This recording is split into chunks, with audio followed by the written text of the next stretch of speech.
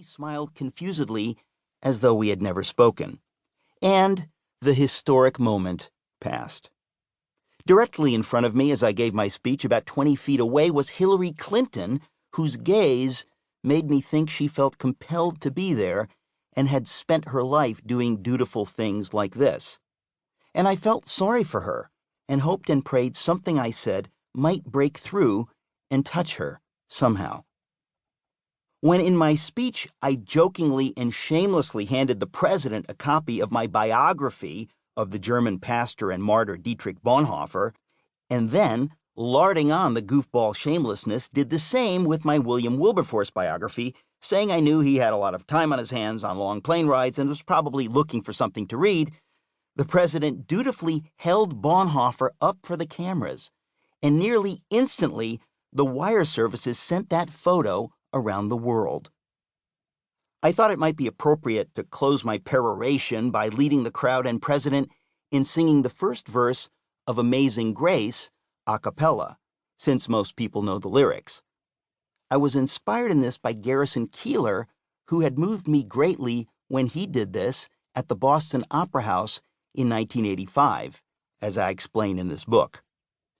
And so we sang that happy verse, and to my great joy, it was nearly as magical as I had remembered it being all those years before, with the a cappella harmonies of that sweet melody being as transcendent as harmonies sometimes can be, as though they are harmonizing the very souls of the singers themselves, uniting us with each other on that frequency where truth and beauty and goodness live, and doing more than we can see or feel as we join in singing them.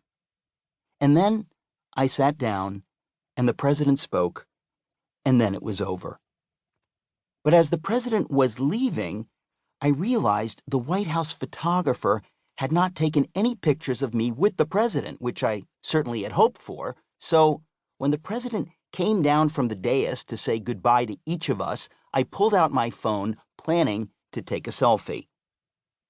But before I could do this, the eternally avuncular vice president forcefully and graciously intervened, taking my camera and himself taking the picture of me and the president, which picture I cannot help but treasure, though I treasure even more the picture I found some weeks later, which the White House photographer had indeed troubled himself to take.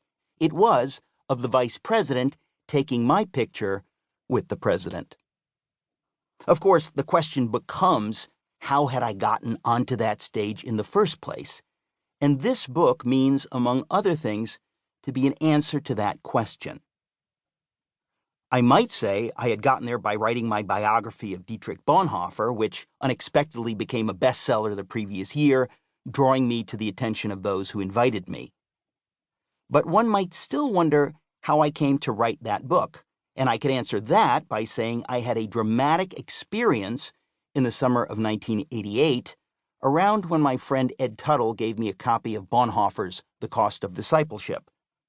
But one must still wonder how I came to that place in 1988, where I was open to reading that book and thinking about what Bonhoeffer writes in it regarding what we might call the meaning of life.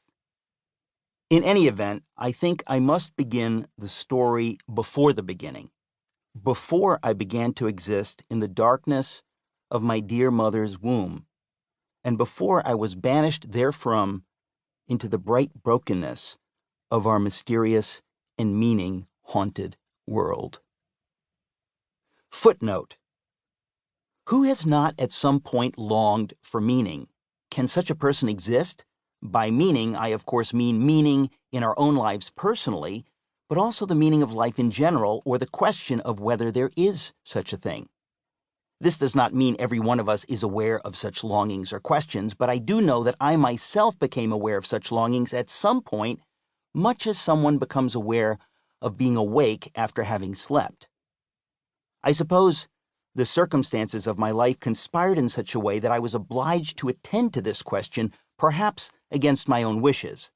So, this book is really the story of those unfolding circumstances, and you will, of course, judge for yourselves what to make of it, if anything. If my own life is any indication...